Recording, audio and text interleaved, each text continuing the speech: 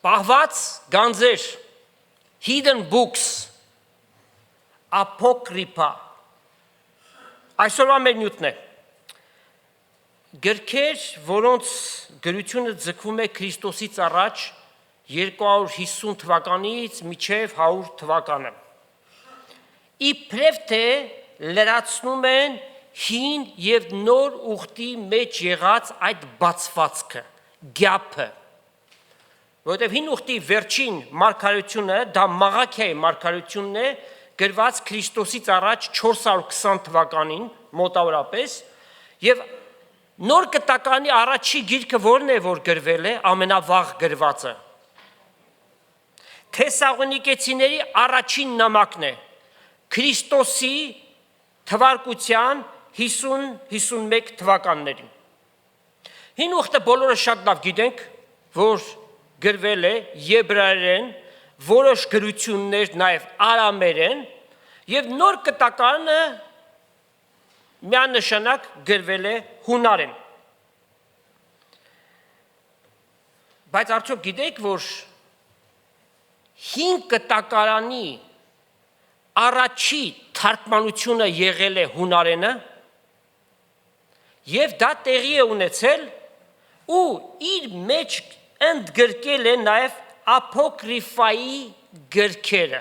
քիչ հետո մանրամասն բացատրություններ այդ մասին։ Եվ հին կտականի հունական գրությունը կոչվում է Septuagint, թե հունարեն է, և թե նաև լատիներենից է սա թարգմանվում, թարգմանաբար նշանակում է 70։ Ըստ այդ ժամանակվա աղբյուրների, ամենաշատը եբրայական աղբյուրներն են, որոնք իդեպ չեն ընդունում հունարեն բնագրային թարգմանությունը, Եգիպտոսի Պտոլեմեոս երկրորդը, Պտոլեմի անգլերենով, 12 ցեղերից ամեն մեկից 6-ական մարդկանց հավաքում է, անշուշտ պատրաստված անձիկ, ովքեր հին ուխտը գիտեն, և նրանց հրամայում է, որ 70 օրվա մեջ թարգմանեն հին կտականը եբրայերենից հունարենի։ Ուրեմն այս թագավորության շրջանը կոչվում էր հելենիստական Եգիպտոսի թագավորություն, արքան Պտոլեմեոս երկրորդն էր։ Նպատակը հունախոս հրեաների համար, որպեսզի նրանք ևս Աստծո խոսքին հաղորդ լինեին։ Այս թագավորը ինչով է հանրահայտ, ով կասի, ինքն է հեղինակը Ալեքսանդրիայի այդ մեծագույն գրադարանի, որ մշտապես այդ մասին խոսում է։ Լավ, որ գրքերի մասն է խոսքը, որոնց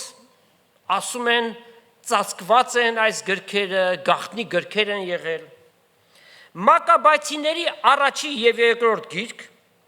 Տոբիտ, Հուդիտ, Սիրակ, Սողոմոնի իմաստություն, Բարուք։ Ոմանց այս անունները ծանոթ են։ Ոմանք ունեն սուրբ գրքեր, որոնց մեջ այս գրքերը ներառված են, այդպես է թե չէ։ Բազմաթիվ անձեր և բազմիցս հարցրել են,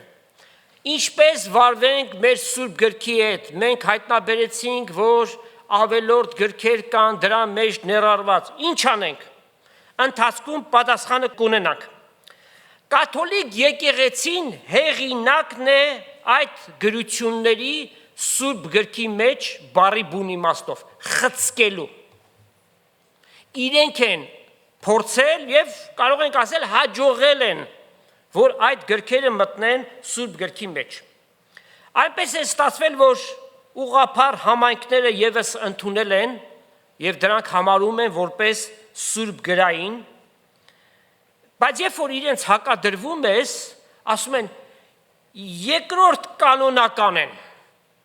այսինքն առաջնային չեն, բայց երկրորդ կանոնական նորից սուրբ գրային են, իսկ ավետարանական համայնքները միանշանակ մերժել են այն անվանելով ոչ կանոնական։ Ավելացրած 7 գրությունների մասին նշեցինք, բացի այդ ուրիշ գրություններ էլ կան, որոնք տարբեր եկեղեցիներ տարբեր կերպով են վարվել, ասենք մի լեզվի մեջ, ինչ որ հիմա պիտի նշենք, դրանցից ոմանք մտել են, ոմանք չեն մտել։ Օրինակ, Սողոմոնի Սաղմոսներ, լսել եք նման բան։ Սաղմոսի հեղինակ ով է։ Դավիթը 75 Սաղմոս 150-ից ինքն է գրել։ Կորխի որդիներ ունեն գրած Սաղմոսներ եւ նաեւ Մովսեսի գրվածը կա, բայց երբեք չենք լսել, որ Սողոմոն Սաղմոսներ գրած լինի։ Մագաբայցիների 3-4 գրքերը, Երեմիայի նամակը, Մանասեի աղոթքը, Դանիելի 13-րդ գլուխը, Դանիելի մարգարեությունը ուղղակի մարգարիտ է։ Գիտեք ինչու։ Վախճանաբանության վերաբերյալ, եթե չլներ Դանիելի մարգարեությունը, շատ ու շատ բաներ մեզ համար անհայտ պիտի լինեին։ Դանիելի մարգարեություն ինչպիսի համընկում հայտնության գրքի հետ, միմյանց լրացնում են եւ հանկարծ Դանիելի 13-րդ գլուխ ավելացված, անձնապես կարդացել եմ հեքիաթ։ Նաև Եզրասի երկրորդ գիրքը 1054 թվականին կաթոլիկների եւ ուղղափառ եկեղեցիների միջև օրթոդոքսների մեծ տարածություններ է ծագում, այնպես որ բաժանվում են։ Ոչ միայն բաժանում, միմյանց հանդեպ նաև թշնամական վերաբերմունք են ունենում։ 1545-ից 1563 թվականներին Իտալիայի Տրենտ քաղաքում տեղի ունեցել էկումենիկ ժողովներ։ Նպատակը քրիստոնեական համայնքների միացում 18 տարվա մեջ 25 ժողով։ Այդ հանդիպումների ընթացքում Սուրբ գրքից դուրս նշված այս բոլոր գրքերը մտցրել են որպես Սուրբ գրքի մաս կազմող եւ համարել են երկրորդ կանոնական գրքեր։ Կաթոլիկները մեղադրում են բողոքականներին, որ այդ գրությունների մասին Մարտին Լյութերը ասել է, որ կարդալու արժանի են։ Մենք չենք կիսում այդ ասածը։ Ժամավաճառություն է, ժամանակի կորուստ է։ Բարա մի բան է, մի էլ կարդացեք։ Բայց նաև Մարտին Լյութերը ասել է, որ պետք չէ դրանք վարդապետություն դարձնել։ Մարտին Լյութերը ժամանակին շատ մեծ գործ արավ։ 95 կետերից բաղկացած այն ինչ որ կաթոլիկ եկեղեցին ամբողջությամբ Աստծո խոսքը աղավաղել էր, այդ կետերից բաղկացած տախտակը կպցրեց եկեղեցու ճակատին, որպեսզի բոլորը կարդան, իմանան, դրա համար ինքը համարվում է ռեֆորմիստ, կաթոլիկների մեջ կատարված ռեֆորմ կատարեց եւ շատ կարևոր հանգամանքներ նշմարվեցին, օրինակ Christ alone, փրկությունը միայն Քրիստոսով է, grace alone, շնորհքի միջոցով է, faith alone, հավատքի միջոցով է, scripture alone, Սուրբ գրքի միջոցով է, հրաշալի է։ Այս ամեն բաները ինքը հաստատեց եւ դրա համար ասում եք Տերը իրեն մեծապես օգնի, բայց ինքը Աստված չէ, որ նրա ասած այս խոսքը մենք վերցնենք եւ դարձնենք մեզ համար ուղեցույց։ Ինքը երկրորդ գալստյան վերաբերյալ համարյա թե գրություններ չունի եւ ընդհանրապես հափշտակության անգամ չի հավատացել։ Reform theology-ն հենց իրենից է գալիս, որ այսօր նաև եկեղեցիներ կան այդ theology-ի մեջ են։ Մենք հավատում ենք, որ Աստծո խոսքը սրբասուրբ է եւ Աստված թույլ չի տա որևէ սուրբ, ոչ սուրբ գրային մի բան մտնի Աստծո խոսքի մեջ։ Եթե այդպես լինի, Աստված ամենակալ եւ ամենազորեղ չէ։ Սատանան շատ հնարքներ բանեցրել է եւ ներկայիս էլ բանեցնում է Աստծո խոսքի անաղարտությունը խաթարելու համար։ Այն գրքերը, ինչ որ մենք նշեցինք, Քրիստոսից առաջ են գրվել, բայց նաև Քրիստոսից հետո էլ գրքեր են գրվել, որոնք վստահ են, որ սատանայի ներգործությամբ է եղել, խորամանկությամբ, որպիսի շեղեն իրական ճշմարիտ ավետանից։ Օրինակ, Թոմասի ավետարան, իբր թե Հիսուսի 114 գաղտնի խոսքեր են պարունակում, և մենք չգիտենք այդ մասին։ Մարիամի ավետարան, Փիլիպոսի ավետարան, Հուդայի ավետարան, Թոմասի մեկ այլ ավետարան, Infancy Gospel of Thomas, այսինքն, մենք տեսնում ենք Հիսուսի ծնունդից հետո, այլևս իրեն չենք տեսնում, մինչև 12 տարեկան, երբ որ տաճարը գնաց, այդպես է, բար միցվա պիտի լիներ, այդ առումով նրան տարան տաճար։ Իբրև թե այս ավետարանի մեջ Հիսուսի մանկության մասին է գրված և նաև Մարիամի սրբությունն է գովաբանվում։ Այս ամենը հորինվածքներն են, բոլորը խաբեություն են, Սուրբ Հոգու հետ որևէ կապ չունեն։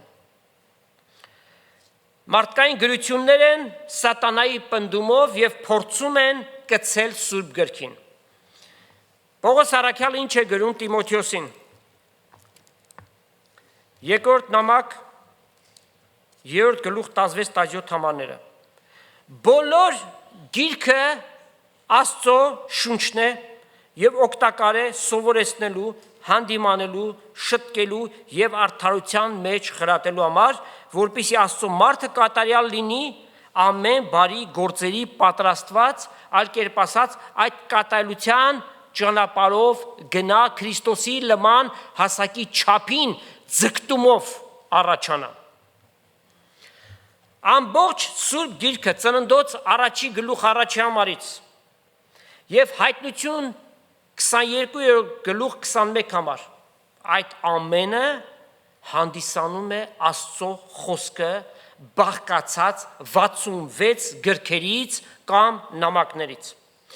Աստված թույլ կտա, որ իրեն պատկանող խոսքերից մեկ անգամ դուրս մնա Սուրբ գրքից։ Եթե մեկ խոսք թույլ չի տա, հապա ուր մնաց Հիսուսի ասած 114 խոսքերը, որոնք իբրև թե մնացել են գաղտնի։ Այդ գրությունների ոչ հեղինակներն են վստահելի, ոչ էլ նրանց գրածները։ Թոմասի ավետարանը Թոմասը ինքը չի գրել, ուղղակի իր անունն են դրել, որպեսզի հեղինակություն ձեռք բերի։ Կարող ենք ասել խցկել են։ Արդեն ինքը մահացած էր և չէր կարող ասել. Ես չեմ գրել այդ գիրքը։ Պետրոս առաքյալը հետևյալն է ասում երկրորդ նամակի մեջ առաջի գլուխ 20-21 համարները։ Բայց առաջ սա իմացեք, թե գրքերու բոլոր մարգարեությունը իր հատուկ մեկնությունը չունի։ Վասնզի մարգարեությունը երբեք մարդու կամքի պես չտրվեց, հապա Աստծո սուրբ մարդիկ Սուրբ Հոգիից շարժված գրեցին։ Աստված անշուշտ հարգում է անհատի անհատականությունը, բայց գրությունը Աստծո միտքն է, Աստծո շունչն է, Աստծո գաղափարն է և ամեն մեկ անհատ իր կերպով է ներկայացրել։ Օրինակ Պողոս առաքյալի գրությունները շատ ավելի բարձրակարգ գրություններ են, թող սա այնպես չլինի, որ մենք մյուսներին թերագնահատում ենք, բայց այդպես է։ Իրենց խորությամբ, վարդապետական լեցունությամբ շատ ավելին։ Ուրեմն հիշեցում, ապոկրիֆա, որոնք են այս գրքերը, որոնք գրվեցին Մաղաքիայի մարգարեությունից հետո միջև առաջի նոր կտականի գրությունը իբրև թե այդ բացվածքը լեցնելու համար 250-ից միջև 100 թվականները Քրիստոսից առաջ։ Եվ քննենք ավետարանները, Հիսուս հարյուրավոր խոսքեր ասաց, մեջ բերեց հին ուխտի գրություններից, որևէ մեջ բերում արավ այս նշված գրքերից, օրինակ մագաբայցիներից, կամ Թոբիտի գրքից, նման մեջբերում եղավ Քավլիցի։ Հիսուս ասաց իմ մասին գրված է, եւ այդ գրվածները մենք գտնում ենք ծննդոցի մեջ, կնոջ սերունդը սատանայի գլուխը պիտի ջախջախի, այդտեղից սկսած Եսայի մարգարեություն, Սաղմոսած գրքեր, ամենուր գտնում ենք Հիսուսի, այսինքն Մեսիայի մասին ասված խոսքեր։ Հիսուս անգամ ակնարկություն չարավ այդ գրությունների մասին։ Նոր կտակարանի հեղինակներ Պողոսը, Հովանեսը, Պետրոսը, Հակոբոսը, Մարկոսը, Ղուկասը որևէ մեջբերում արեցին այդ գրություններից, անգամ մի հատ չկա։ Հուդա մարգարեն իր գրության մեջ նշեց հետևյալը 14-15 համարներում, Ենովքի անունը տվեց եւ այնտեղից մեջբերում արավ։ Մենք քարոզախոսություն ունենք Ենովքի առեղծվածային գիրքը, դրա մեջ բացատրություններ տվել ենք, իսկ եթե երկու խոսքով ասելու ունենք, Ենովքի գիրքը սուրբ գրային ներշնչում չունի։ Եթե ունենար Աստված թույլ կտար, որ այն մնար դրսում, անպայմանորեն կկցվեր այս կատարյալ գրքին, ուրեմն սուրբ գիրք 66 գրքերից եւ նամակներից կազմված 39 պատկանում է 5 կտականին եւ 27-ը նորին։ Ուղղակի Սուրբ Հոգու համոզիչ եւ անդիմադրելի զորությունն է եւ այն ընտրվել է եւ կազմվել է մեր ձեռքերի մեջ։ Սկզբում նշված ապոգրիֆան 7 ավելացած գրքերը հենց այնպես առանց ապացույցի չենք ասում, որ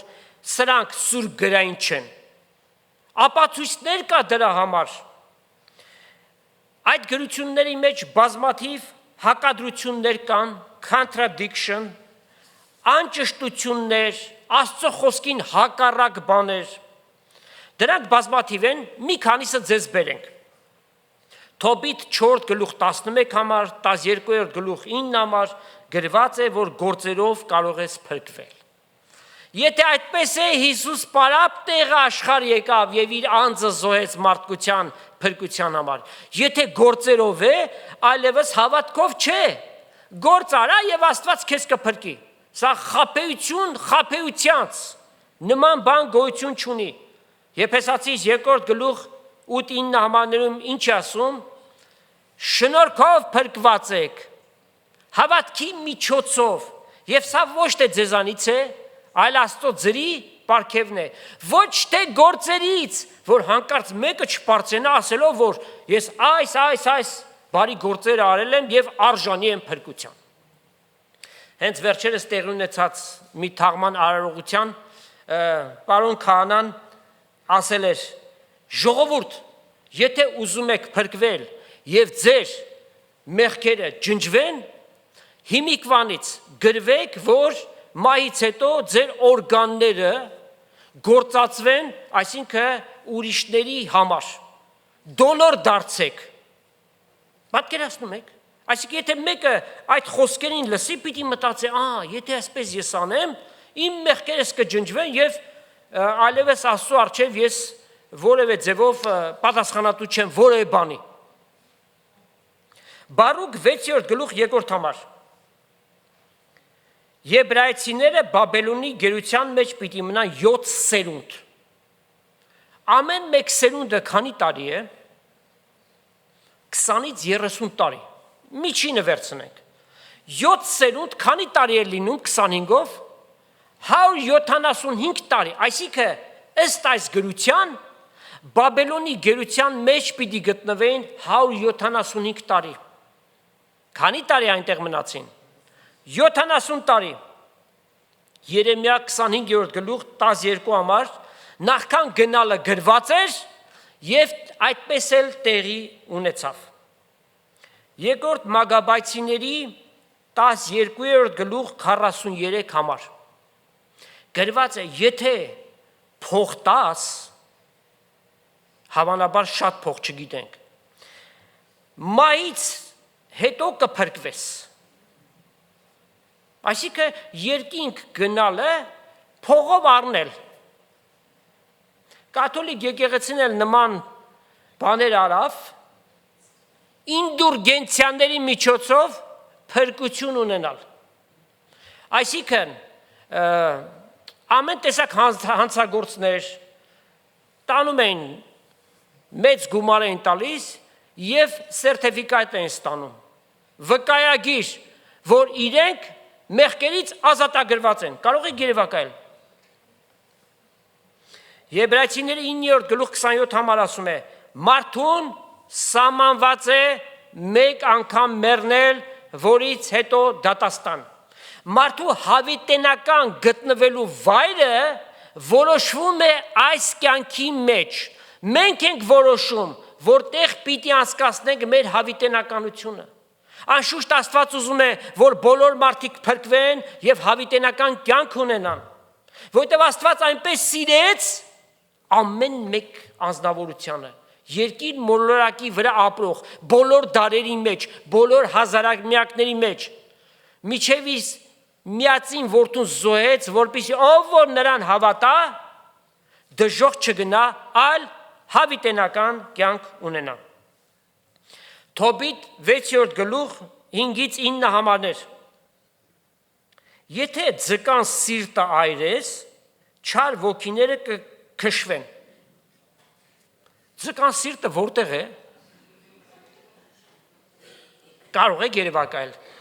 Եվ այս գիրքը, այս գրությունը հավակնում է սուրբ գրային լինելու։ Սա ուղղակի կախարդություն է։ Հուդիտ առաջի գլուխ 5 համար ասվում է, որ Նաբուգոդոնոսորը եղել է Ասորեստանի թագավոր։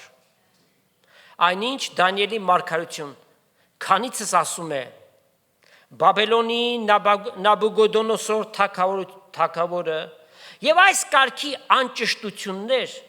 որքան ասես կարող եք գտնել այդ գրությունների մեջ։ Բազմաթիվ ու բազմապիսի սխալներ, իսկ մեր ունեցած 66 գրքերից կազմված Սուրբ Գիրքը ճշմարտություն ճշմարտությանց, սրբություն սրբությանց, կատարելություն կատարելությանց։ Ոչ մի կասկած չունենաք։ Առաջի բառից միջև վերջի բառը սուրբ գրային է։ Եվ Հիսուս ասաց. երկինք ու երկիր պիտի անցնի, բայց իմ գրություններից հովտ կամ նշանագիր անգամ պիտի չանցնի, բոլորն էլ պիտի կատարվեն։ Առաջին եւ երկրորդ դարի ակնառու հավատքի հայրերից Պոլիկարպ, լսել եք, մարտիրոսվել է իր հավատքի համար։ Նաև Իգնատիոսը, երկուսն էլ Հովանես Առաքյալի աշակերտներն են եղել եւ միանշանակ մերժել են ապոկրիֆ գրությունները։ 7 հիմնական եւ 8 առավել հավակնող գրություններ։ 15-16 գրություններ են այդպիսի։ Մանասեի աղոթք։ Մանասեն ով է, որ իր աղոթքը ինչ լինի։ Եթե այդպես էր Պողոս Առաքյալի աղոթքը դնեիք, հա? Պողոս Առաքյալը Աստծո խոսքով այդքան լեցուն մեկը, որ այնքան երկար էր խոսում, որտև լեցուն էր, որ անգամ երրորդ դստիկոնի վրա նստած մեկը թմրել եւ ընկել էր ցած։ Նրա աղոթքը դնեիք, եթե աղոթք պիտի դրվեր։ Հիսուսի ժամանակակից պատմաբան Ժոզեֆուսը, Հովսեփոս հայերենով, ազգությամբ ինքը հրյա եղել, բայց այս մարդը ճշմարտության ետևից է եղել։ Եվ Հիսուսի ետևից շատ տեղեր է գնացել, եւ Հիսուսի կյանքի մեջ եղած իրադարձություններին ականատես է եղել։ Իր գրությունները կան, որոնց մեջ ինքը գրում է Հիսուս ուր գնաց, ինչպես վարվեցին իր հետ, անգամ իր համբարձման մասին է գրել։ Միանշանակ ինքն էլ մերժել է ապոկրիֆան, որպես ոչ սուրբ գրային գրություններ։ Եվ հիմա նրանք ովքեր որ ունեն սուրբ գրքեր, որոնց մեջ այս գրությունները ներառված են, պատասխանը ինչպես վարվեն այդ գրքերի հետ։ Գրքերը պահեք, սակայն այն ինչ որ սուրբ գրային չէ, մի կարդացեք։ Ձեր ժամանակի կորուստն է, եւ եթե մի բան սուրբ գրային չէ, ավելի լավ է դրա փոխարեն ձեր սիրած գրականությունը կարդացեք։ Բացարձակ կասկածի նշուլ չունենք, որ այս 66 գրքերը, 39 հին ուխտի եւ 27-ը սուրբ գրային է, սուրբ հոգու ներշնչումով է գրված, որևէ կասկած որևէ մեկից մոտ չպիտի լինի։ Եվս մեկ սքանչելի աղբյուր ապացույցի բոլոր նրանց համար, ովքեր որ դեռևս վստահ չեն։ Մարդկանց հիմնական խոսքը որն է, մարդիկ չեն գրել։ Աստված չպիտի ուղարկեր հրեշտակների, հայտնվեն գրվեն կամ երկնքից չպիտի կախվեր այդ գիրքը, այ մեր ձեռքը ընկավ։ Մարդիկ պիտի գրեին, Աստծո ընտրյալները պիտի գրեին, Սուրբ Հոգիով ներշնչված պիտի գրեին։ Դանիելը հարցում է տալիս Աստծուն. ով Տեր, սա ինչ է նշանակում, երբ պիտի այս բաները տեղի ունենան։ Ասում է դու քեզ պետք չի որ իմանաս, դու գրի, սրանք վերջին ժամանակների համար են։ 19-րդ դարի 80-ական թվականներին Ռուսաստանից Միացյալ Նահանգներ եկած մի անձնավորություն, որ մի որոշ ժամանակ ապրել են նաև Գերմանիայում, ինքը ագնոստիկ հավատք ուներ, ավելի շատ հակառակվող էր Աստծո խոսքին, գալիս են Միացյալ Նահանգներ եւ իրեն շատ հետաքրում էր, որ ինքը ճշմարտություններ իմանա Աստծո խոսքի վերաբերյալ եւ քանի որ ինքը գիտնական էր, պահանջված էր ամենուրեք, լեկցիաներ էր կարդում, դասախոսություններ էր տալիս եւ լավ, այսինքն վճարվում էր այդ ամենի համար։ Ինքը պետքություն չուներ, որ դա թողներ, սակայն մի բան տեղի ունեցավ իր կյանքի մեջ եւ իդ եկամտաբեր ամեն գործ մի կողմ դրեց։ Երբ որ ինքը օրինաչափություններ էր փնտրում Աստծո խոսքի մեջ, ծննդոց առաջի գլուխ եւ առաջի համարի մեջ գտավ։ Սկզբից Աստված երկինք ու երկիրը ստեղծեց։ Անշուշտ ինչ որ ասում ենք, ի նկատի ունենք բնագրային գրությունները, հինը եբրայերենով եւ նորը հունարենով, որոնց երկուսին էլ ինքը կատարելապես տիրապետում էր։ Եբրայերեն առաջի համարը բաղկացած է 7 խոսքերից, 7-ը բաժանվում է 7-ի, 1 առանց մնացորդի։ Հաշվում է տառերը 28 տառ, բաժանում է 7-ի, 4 է դուրս գալիս առանց մնացորդի։ Փորձում է ուրիշ գրություններ, առանձին պարբերություններ, առանձին համարներ։ Տառերի թիվն է հաշվում բաժանում 7-ի առանց մնացորդի։ Ձայնավորիչների թիվը բաժանում 7-ի առանց մնացորդի։ Մնացորդ հասկանում եք, չէ՞։ Reminders, առանց դրա ոչ մեկ մնացորդ եւ թողնում է ամեն բան։ Ու իր կյանքը նվիրում է Աստծո խոսքի մեջ այդ օրինաչափությունները գտնելու։ 40 տարի 40 հաստափոր գրքեր է գրում։ Ընդհանուր առմամբ 43000 էջ։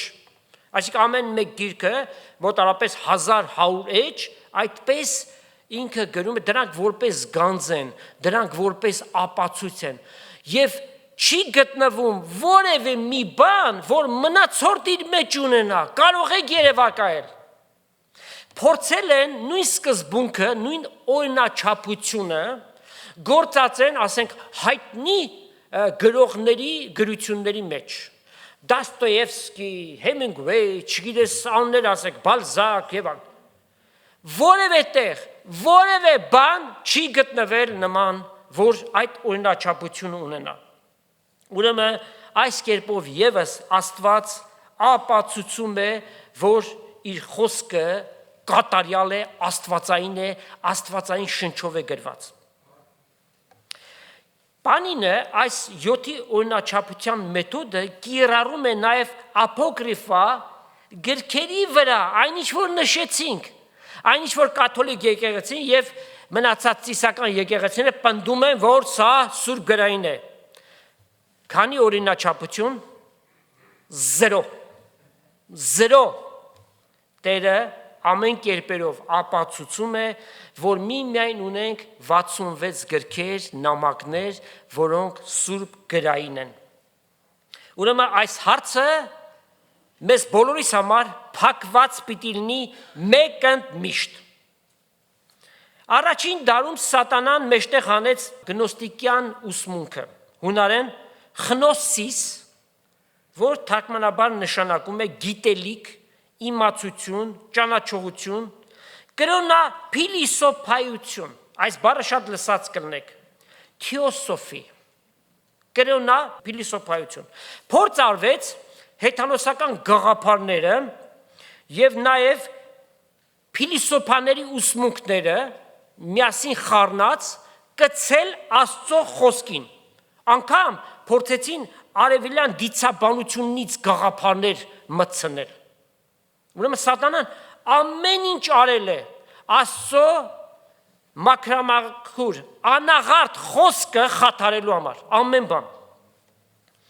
Պողոս առաքյալը գնաց Աթենք, լավ տեղ գնաց, ճանապարհորդելու համար լավ տեղ է Աթենքը, շատ հնություններ կան, անտիկ աշխարհի շատ կոթողներ կան, բայց գնաց ու ինչի հանդիպեց, Գործք առաքելոց 17-րդ գլուխ, եկեք կարդանք 18 համարից։ Ուրեմն այնտեղ հանդիպեց էպիկուրյան և ստոիկյան փիլիսոփաներից, մի քանիսը կային այդպիսի, սրանք բոլորը փիլիսոփայողներ են, գաղափարներ, որ ուրիշները չեն կարող բերել, խորը գաղափարներ, ովքեր են էպիկուրյանները։ Սրանց գլխավոր նպատակը հասնել երջանկության, կյանքի գերագույն բարիքը, ունենալ հաճույք, բայց դրա համար խորությամբ պիտի ճանաչեն բնությունը, ոչ թե ստեղծիչին, այլ բնությունը, գնա ճանաչ, ամբողջ կյանքը ճանաչի տեսնեք ուր պիտի հասնես։ Ովքեր են ստոիկյանները, հասնել այնպիսի վիճակի, որ ցավի և հաճույքի հանդեպ անտարբեր լինես։ Դուք էլ այդպես եղեք։ Ուրեմն Պողոսը Շիղայի հետ միասին այս փիլիսոփաներին տեսան։ Ոմանք կսեին, այս սերմնակաղը ինչ ասել կուզե։ Պողոսի համար էին ասում։ Ուրիշները կսեին, երևի թե օտար աստվածներու քարոզիչ է, վասնզի Հիսուսը ու հարությունը կավետարներ անոց։ Արին զանիկա Արիսպագոս տարին և կսեն, կրնանք իմանալ, թե ինչ այս նոր վարդապետությունը, որ դու կքարոզես, քանզի մեր ականջներուն օտար բաներ կբերես, ուրեմն կուզենք իմանալ, թե ինչ պիտի լան ասոնք, վասնզի աթենացիները, ամենքնալ և ոնուն կեցող օտարականները ուրիշ բան չեն պարապել միայն նոր խոսքեր լսելու։ Մեկը նոր բան ասի, իրենց ականջը այնտեղ էր։ Այն ատեն Պողոս Արիսպագոսի մեջ կայնեցավ և ասավ. ով աթենացի մարդիկ, ամեն կողմանը խիստ կրոնասեր կտեսնեմ ձեզ, քանզի ես պտտելով և ձեր պաշտամունքը զննելով սեղան մը գտա, որի վրա գրված էր անծանոթ Աստծուն։ Պողոս առաքյալին աստվածային իմաստություններ տրված, թե որտեղից սկսի։ Արձանը տեսավ, մյուսներին ճանաչում եք, չէ՞։ Միհրը կա, Զևսը կա, հա։ Բոլորը ունեք, բայց այս մեկին չգիտեք, ես ասեմ ում մասն է խոսքը։ Ուստի զանիկա, որ դուք չճանաչելով կպաշտեք, արձանը կա, ես նույնը ձեզ կքարոզեմ։ Աստված, որ աշխարհը ստեղծեց և անոր միջի բոլոր բաները, նա երկնքի ու երկրի տերը լինելով, ոչ ձեռագոր տաճարների մեջ է բնակվում։ Իրենք Աֆրոդիտեի համար տաճար են սարքում եւ այնտեղ գնում էին պաշտամունք էին անում իբրև թե Աֆրոդիտեն այդտեղ է ապրում։ Ոչ էլ մարդուն ձեռքով կպաշտվի բանի մը կարոտի պես, քանզի ինքը կտա ամենքին կյանք եւ շունչ եւ ամեն բան։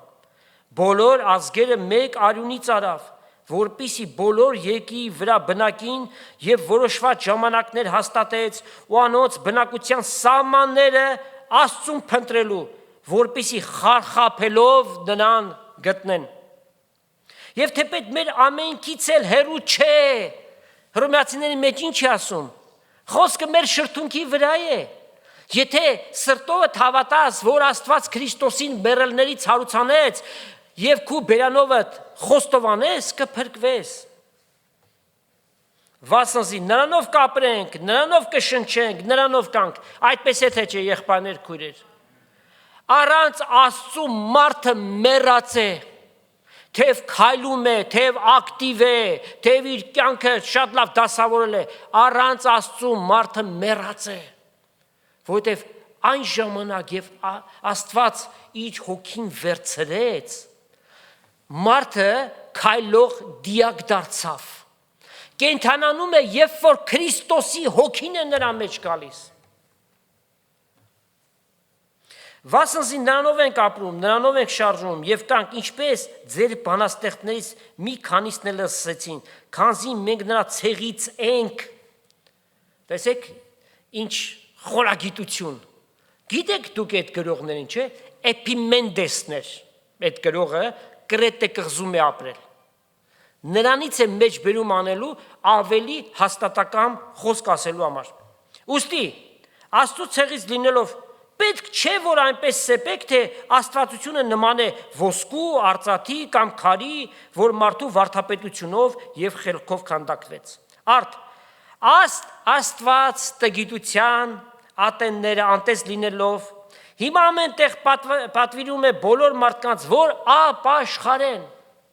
Ամենուրեք ներկայիս միակ պետքը մարդու ապաշխարելն է, որի մեջ աշխարհս արդարության պիտի դատե, որտեղ մի օր է սահմանել, չէ, որ որոշեց եւ ամենին հավատացրեց զանիկա մեռելներից հարուցանելով։ Հայրը մեկին չի դատում, հապա ամեն դատաստան որդուն է հանձնած, որպեսզի ամենքը որդուն պատվեն։ Եկավ ամենակարևոր խոսքը, որ Պողոս առաքյալ ասավ։ Երբ մեռելների հարությունը լսեցին, ամենքը ծաղր կնեին, ոմանք էլ կսեին, այդ բանի համար քեզ ուրիշ ատեն մտիկ պիտի անենք։ Եվ այդպես է նաև ներկայիս։ Աստծու մասին խոսում ես, ոմանք հետաքրված են, կարծես թե, չէ, լսում են, հենց որ հերթը գալիս է մեռելների հարությանը, ասում են, լավ, եղավ, էլ մի շարունակի, չիմար բաներ եք խոսում, մարդը մեռավ, մեր աչքի առաջ գերեզմանը դրեցին, դագաղի մեջ, փակեցին, վրան այդքան հող ու քար լեցրեցին, չէ՞։ Հիմա ասում եք հարություն պիտի առնի։ Եվ Աստված ասում է. չեմ ուզել, որ դուք տգետ լինեք ննջեցյալների վրայով։ Քանզի եթե կհավատանք, որ Հիսուս հարություն առավ, նա իրեն հավատացողներին իր հետ միասին հարություն պիտի տա։ Ինչպես Հիսուս մեռավ, գերեզմանը դրեցին, երրորդ օրը հարություն առավ եւ հայտնվեց իր աշակերտների մեջ եւ ասաց, եկեք շոշափեք, տեսեք, ես եմ, ես նա եմ, որ մեռա եւ ահա հարություն եմ առել, հավիտյան կենդանի եմ եւ խոստում մեզ տվեց Տերը ասելով, ովքեր որ ինձ հավատան, թեև մեռնեն, հավիտենական կյանք ունեն, ահա թե ինչու համար ենք հավատացել մենք Տեր Հիսուս Քրիստոսին, հավիտենական կյանքի համար։ Եթե Աստված իր որդուն չխնայեց եւ մեզ համար զոհեց, որ մենք այդ հավիտենական կյանք ունենանք, դրա հետ միասին այս կյանքի պետք եղած բաները մեզ չի տալու։ Ուստի եղբայրս եւ քույրս հոգ մի արա այս կյանքի նեղությունների, դժվարությունների եւ ամեն բաների համար։ Աստված քեզ տվել է մեծագույնը, լավագույնը, անչափելին, իր որդուն է տվել։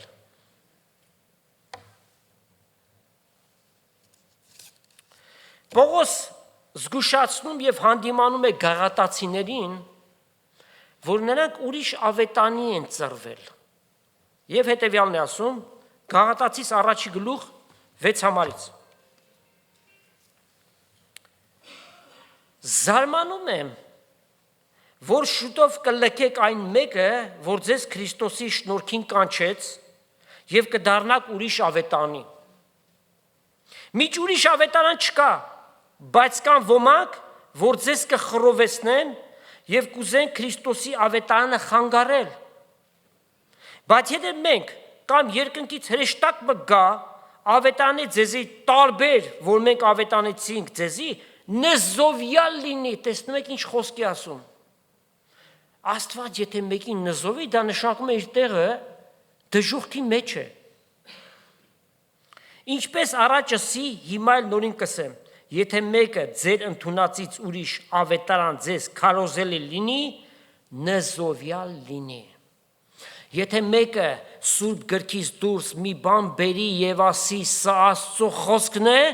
այս նույն խոսքը նրան է վերաբերում։ Մարդիկ զգուշ եղեք, Աստծո հետ չխաղաք։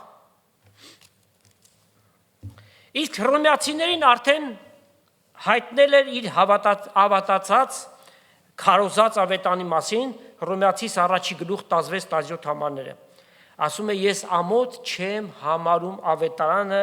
քանզի Աստծո զորությունն է նա բոլոր հավատացողների փրկության համար, հետևաբար չհավատացողների դատապարտության համար, որովհետև ավետանով է մեզ հայտնվում Աստծո արդարությունը, որ հավատքով է տրվում։ Եվ այս համարը Պողոս առաքյալը մեջբերում է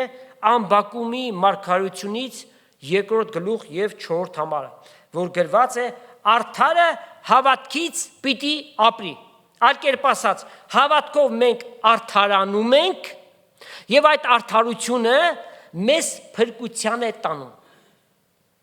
Աստծո առջև բոլորը իր փառքից ընկած են։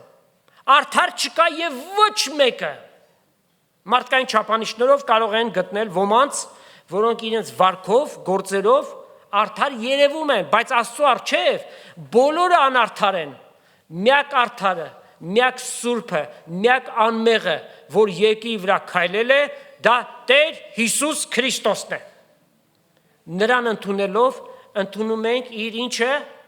արդարությունը, սրբությունը, փրկությունը եւ ամեն բան, ինչ առաքինություն, որ Քրիստոս ունի, իր հոգու միջոցով գալիս եւ հավատացողի մեջ բնակություն է հաստատում։ Եվ ինչպես տեսնում ենք, այս խորթավոր պահված թաքուն գրված ապոկրիֆան իրենից ներկայացնում է ոչ այլ ինչ, քան մարդկային մտքի արդյունք եւ ոչ երբեք աստվածային։ Պողոս առաքյալը երկու տեղերում մասնավոր նշում է, թե որն է, որ աստվածային է։ Կարդանք նույն Գաղատացիների առաջի գլուխ 11-12 համարները։ Կծանուցանեմ ձեզ եղբայրներ, այն ավետանը, որ ինձնից քարոզվեց, թե այն մարդու բան չէ, որովհետև ես էլ մարդի չառա զանիկա, ու մեկից էլ չսովորեցի, հապա Հիսուս Քրիստոսի հայտնությունից։ Պողոս առաքյալը Հիսուսին իր կենդանության օրոք չտեսավ, սակայն հայտնությամբ գրեց նաև այն, ինչ որ մենք կարդում ենք հաղորդության ժամանակ, թե ինչ հայտնությամբ իրեն տրվեց հաղորդության խորհուրդը, եւ այդպես ինչ որ ինքը գրեց, վերագրում է ամեն բան Հիսուս Քրիստոսի հայտնությամբ տրվեց։ Նաև առաջի Կորինթացիս 15-րդ գլուխ առաջի համարից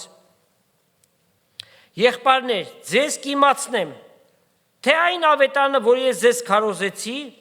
եւ որ ընդունեցիք եւ նրա վրա հաստատված եք, որտեվ կփրկվի կալ, եթե ամուր բռնեք այն խոսքը, որ ձեզ քարոզեցի։ Այնպես որ պարապտեղը հավատացած չլանք։ Քանզի ամենից առաջ ես ձեզ ավանդեցի զանիկա, որ ես էլ ընդունեցի, թե Քրիստոս մեր մեղքերի համար մեռավ, գրքերի ըսածի համեմատ։ բազմաթիվ տեղերում գրված է։ Սաղմոս 16-ի 10, Սաղմոս ամբողջ 22-րդ գլուխը, Եսայի 53-րդ գլուխը։ Եվ թաղվեցավ, եւ հարություն առավ երրորդ օրը գրքերի ըսածի համեմատ, եւ դա իրողություն դարձավ, գրվածները մարգարեական իրականացան։ Մեր մեղքերի համար Հիսուս մեռավ եւ հարություն առավ։ Աստծո ամենակարևոր գործը սա է։ Եվ այդպես Աստված փնտրում է իր ժողովուրդը, որպեսզի հավաքի։ Հետևաբար Աստծո կոչը մարդկությանը ինչ է։ Ընդունիր այդ զոհը, ընդունիր այդ փրկությունը, ով հայ ժողովուրդ, որ կապված եք ավանդությունների եւ մատաղ եք անում, կարծելով, որ Աստծո առջև բարի գործ եք անում։ Աստված ասում է պետքություն չունես այդ մատաղի, որտեվ 2000 տարի առաջ ես իմ որդուն համայն մարդկության համար եմ մատաղարել։ Եթե ընդունես այդ մատաղը, այդ զոհը, իմ առջև ընդունելություն կգտնես։ Հիսուս մեր մեղքերի համար մեռավ, հետևաբար, որպեսզի դա իրողություն դառնա մեր կյանքի մեջ, ինչ է պետք անել, ապաշխարել։ Ապաշխարել նշանակում է մտքի եւ սրտի փոփոխություն, նշանակում է ճանապարհի փոփոխություն, կյանքի փոփոխություն։ Ապաշխարել նշանակում է Քրիստոսին քո կյանքի մեջ ընդունել։ Ապաշխարել նշանակում է քո մեղքերը Տիրոջ առջև խոստովանել։ Ահա պատվական բան Տիրոջ առջև։ Կոտրած եւ խոնար սիրտն է, որ Աստված ընդունում է։ Եթե այդպես դու Տիրոջը գնաս եւ խնդրես նրա ողորմածությունը, նրա գթությունը եւ քո մեղքերդ խոստովանես, ասում է հավատարիմ եւ արդար է նա, ձեր մեղքերին թողություն պիտի տա եւ ձեզ ամեն անօրենությունից պիտի ջնջի։ Նոր կյանքի ճանապարհ, նոր ուղղություն, աստվածայինը, լավագույնը։ Աստծո խոսքը միջոց փրկության համար եւ ուղեցույց guidance հոգեվոր կյանքը ապրելու համար։ Ինչպես պիտի ապրենք հոգեվոր կյանքը, Գաղատացիս 5-րդ գլուխ 16 համար։ Հոգիով քայլեք, հոգիով ապրեք, հոգու համեմատ առաջնորդվեք։ Այսինքն, այն ինչ որ Տիրոջ խոսքի մեջ գրված է եւ բազմաթիվ ու բազմապիսի պատվիրաններ Տերը տվեց ու ասաց, եթե ինձ սիրում եք, իմ պատվիրանները սպահեցեք։ Եվ այդ պատվիրանները դժվար բան չեն։ Աստված մեզնից մի բան չի պահանջի, որ մեր կարողություններից վեր է։ Եվ եթե թվա, որ մենք դժվար այս Սուրբ Հոգին մեր օգնականն է, որ մեզ պիտի առաջնորդի այդ պատվիրանները կատարելու։ Այլ կերպ ասած, խոսքի մեջ մնանք։ Ինչպես Տեր Հիսուս ասաց, իմ մեջս մնացեք եւ ես էլ ձեր մեջ։ Սա մեր սրբազան պարտականությունն է։ Աստված մեզ փրկել է, որ մենք հավատքի կյանք ապրենք։ Երբ որ Սուրբ խոսքի մեջ մենք մնանք, գործնականորեն դա կլինի, այսինքն հավատքի կյանքը կարտադրվի ինքնաբուխ ձևով, ինչպես որ մեր հին բնությունը ինքնաբուխ ձևով արտադրվում է, նույն կերպով նաև մեր նոր բնությունը աստվածային առաքինություններով մեկտեղ կարտադրվի, եթե մենք խոսքի մեջ մնանք, հոգու մեջ մնանք։ Նույն բանն է, որովհետև Աստծո խոսքը եւ Աստծո հոգին միմյանց հետ շատ կապված են գործում։ Այն սկսում է նախ որոշումով, հետո դառնում է մտածողություն։ Մտածողությունից այն անցնում է վարվեցողության։ Երբ որ մենք որոշում ենք, երբ որ մենք Տիրոջ հետ ենք սկսում քայլել,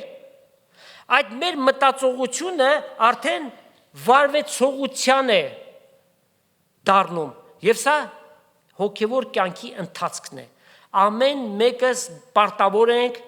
Տիրոջ պատվիրաններին հնազանդ գտնվել։ Հավատալը մեծագույն պարգև է եւ մեծագույն շնորհք է Տիրոջ առջև, բայց հավատալ եւ հնազանդվել իր խոսքին։ Կոպիտ է ասում, բայց կապներս կտրած հավատացյալներ պիտի չլինենք, այլ Աստծո խոսքին հնազանդ հավատացյալներ, խոնար, իր խոսքով առաջնորդվող, Աստծո անունը փառավորող հավատացյալներ։ Այսօրվա նյութը բերեք ավարտենք, մեր ժամը մոտեցավ ավարտին, Փիլիպեցիների 4:8-9 համարներով։ Վերջապես եղբայրներ, ինչ որ ճշմարտությունով է, ինչ որ պարկեշտությունով է, ինչ որ արդարությունով է, ինչ որ մաքրությունով է, ինչ որ սիրով է, ինչ բարի համբավ եւ ինչ առաքինություն եւ ինչ գովություն որ կա, Աստծոց մասին խորհինք, այն ինչ որ խոսում ենք, ինչ որ սովորեցինք եւ առինք եւ լսեցինք եւ տեսակ իմ վրաս, որքան վստահ է Սուրբ Հոգին այդ վստահությունը տվել է, որ Պողոսի վրա այդ ամենը արկա է։ Զայնանենք եւ խաղաղության Աստվածը ձեզ հետ պիտի լինի։ Մենք էլ սիրելի եղբայրներ եւ քույրեր, ինչ որ լսեցինք, ինչ որ խորում ենք, դրանով առաջնորդվենք եւ ամեն բանի մեջ թող փառավորվի Հայրը, Որդին եւ Սուրբ Հոգին հավիտյանս ամեն։ Տեր օրհնի իր խոսքը ձեզանից ամեն մեկին, Տեր Հիսուս Քրիստոսի շնորհքը, Հայր Աստծո սերը եւ Սուրբ Հոգու հաղորդությունը Աստծո ժողովրդի հետ լինի, ամեն։